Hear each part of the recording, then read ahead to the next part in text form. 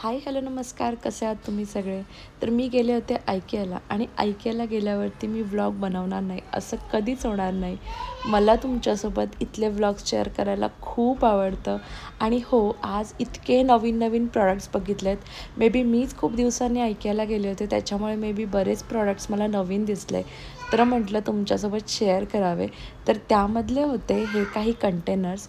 हे सगळे जे कंटेनर्स तुम्हाला दिसतात हे सगळे वेगळ्या वेगळ्या शेपमध्ये होते आणि वेगळ्या वेगळ्या सायझेसमध्ये. आणि याची जी लॉक सिस्टीम तुम्ही बघितलीत ना, तर थोडीशी वेगळी आहे.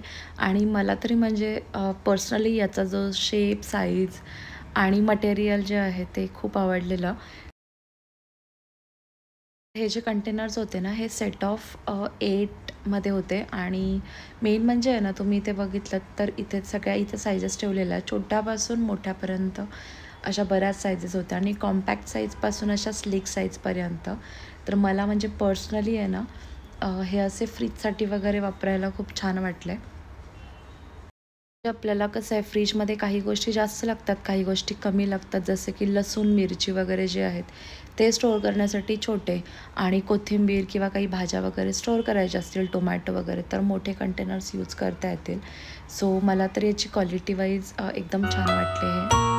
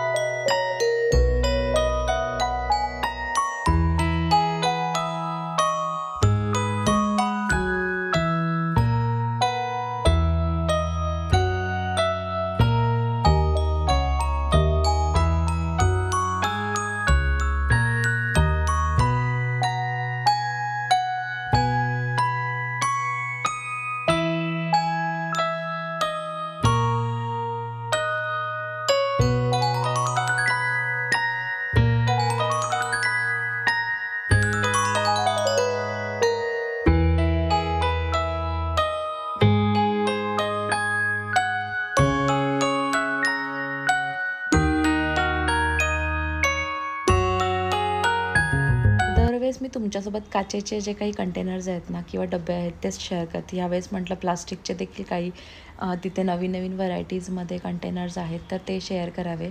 तर या मटेरियलमध्ये आणि या पॅटर्नमध्ये इतक्या वेगळ्या वेगळ्या डिझाईन्स होत्या तर यावेळेस IKEAमध्ये.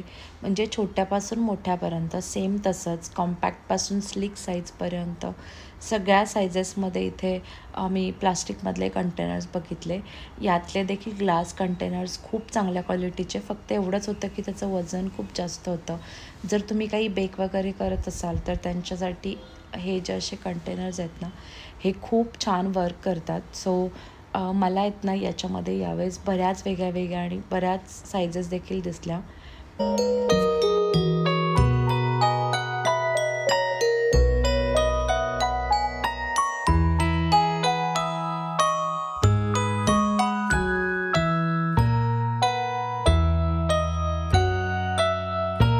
हे सगळे जे कंटेनर्स आहेत ना, हे आपण एकावरती एक असे स्टॅक करू शकतो. स्टॅकेबल कंटेनर्स असतील ना, तर जागा जर किचनमध्ये कमी असेल तर अशा पद्धतीचे कंटेनर्स खूप छान असे आपण किचनमध्ये लावू शकतो.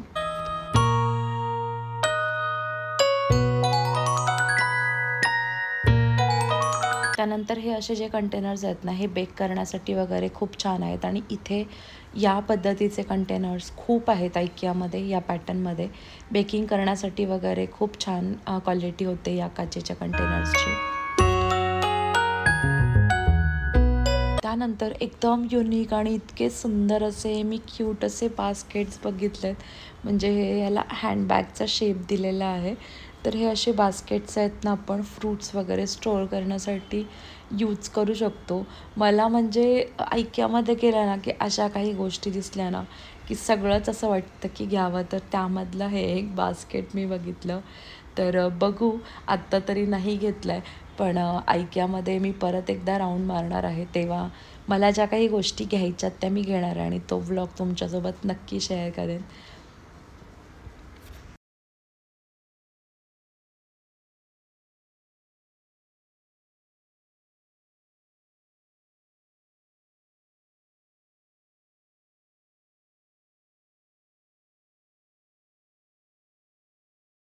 तर इथे बरेच तुमच्यासोबत मी आधी पण काही कंटेनर्स आहेत काचेचे, ते ऑलरेडी शेअर केलेले आहेत. तर इथे ते कशा पद्धतीने स्टॅक केले होते, कसे ऑर्गनाईज केले होते, ते मी इथे दाखवते. तर त्यामधले हे जे असे मोठे म्हणजे एकदम लाँग असे कंटेनर्स जे आहेत ना, हे मला खूप आवडतात, पण मी अजून यामध्ये घेतलेले नाही आहेत. तर रिझन तुम्हाला माहितीच आहे की अजून स्पृहा लहान आहे, त्याच्यामुळे मला आहे ना खूप म्हणजे मी काही गोष्टी आहेत ना विचार करून घेते.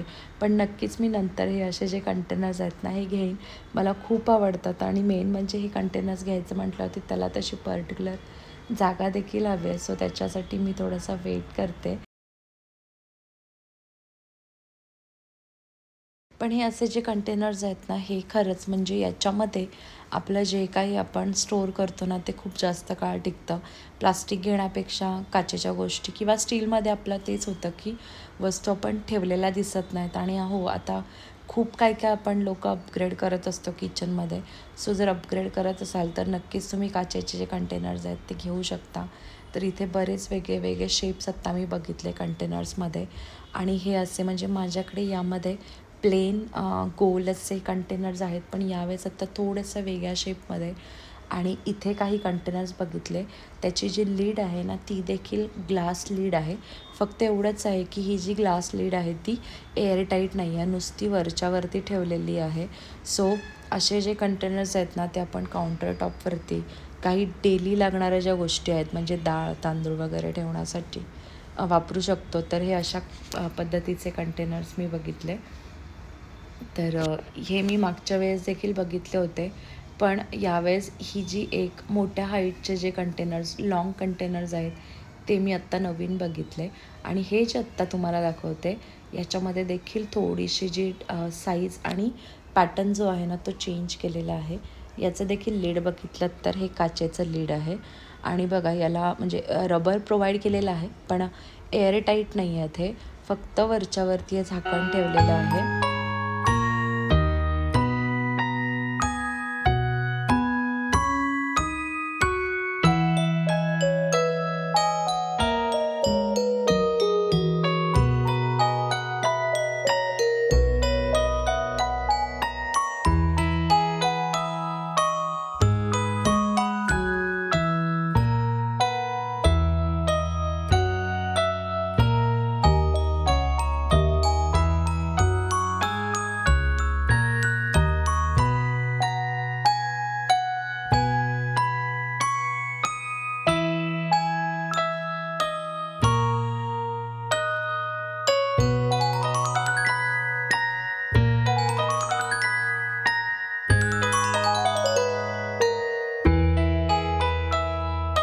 तर तुम्ही माझे रेग्युलर व्ह्युअर्स असाल तर तुम्हाला माहिती असेल की मला क्रॉकरीचा खूप शौक आहे.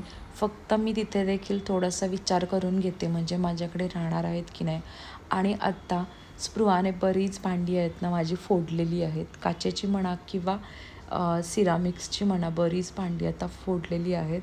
तर मला दरवेळेस मी इथे आले ना की या कलेक्शनमध्ये मला खूप काय काय काय काय वेगळं वेगळं दिसतं आणि घ्यायची इच्छा होते. पण मग विचार करते की परत ह्या वस्तू ज्या आहेत त्या परत फुटल्या तर.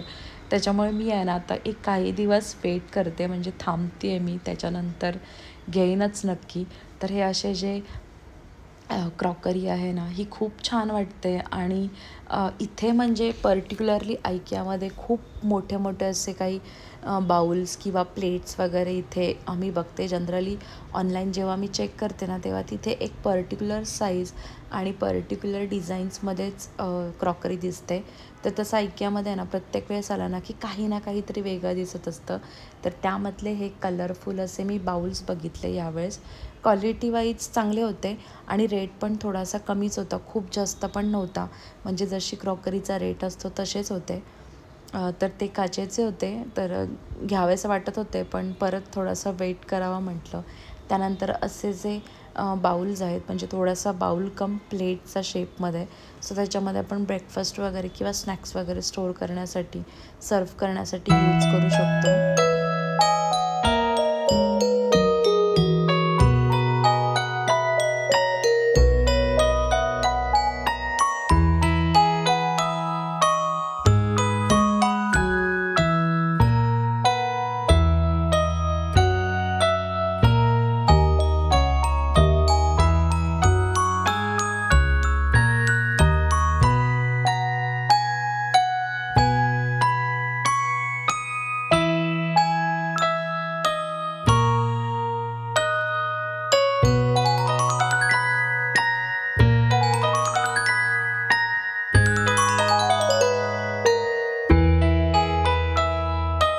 जेव्हा पण मी क्रॉकरी घेते ना तेव्हा मी थोडंसं असं डिसेंट कलर आणि असं खूप जास्त बटपटे डिझाईनचे जे काही क्रॉकरी आहे ना ती मला नाही आवडत. डिसेंट कलरमध्ये जितकी असेल तितकी ती छान वाटते. सो त्याच्यामधल्या ह्या क्वार्टर प्लेट्स बघितल्या ब्रेकफास्ट वगैरे सर्व करण्यासाठी. या देखील खूप छान वाटत होत्या आणि छोट्या साईजेसमध्ये होत्या. सो छान वाटत होत्या. त्यानंतर सेम तसंच म्हणजे डिसेंट कलरमध्ये येतो आपला एक पीच ग्रीन कलरमध्ये एकदम लाईट कलर बोलू शकतो आपण. तर याच्यामधले हे जे बाउल्स आहेत ते मला खूप आवडले.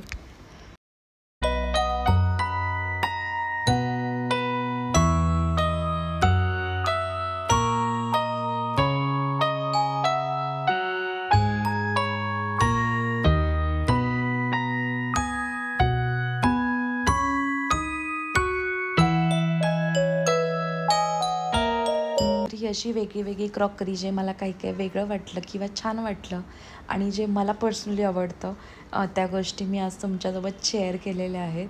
आणि इथे बघा खूप वेगळे वेगळे शेप्स तुम्हाला दिसून येतील आणि दरवेळेस ऐक्यामध्ये आला ना की काही ना काहीतरी वेगळं शेप तरी दिसतं किंवा काहीतरी कलर नवीन ॲड असतात.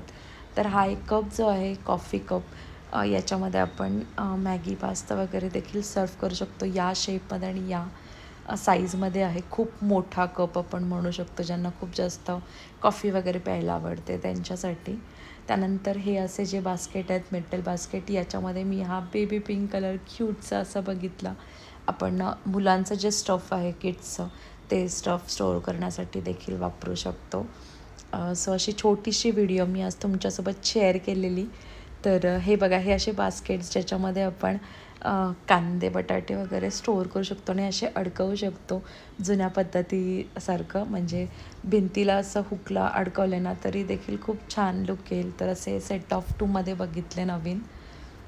तर अशी छोटीशी व्हिडिओ तुमच्यासोबत शेअर करायची होती. कशी वाटली मला नक्की कमेंट करून सांगा.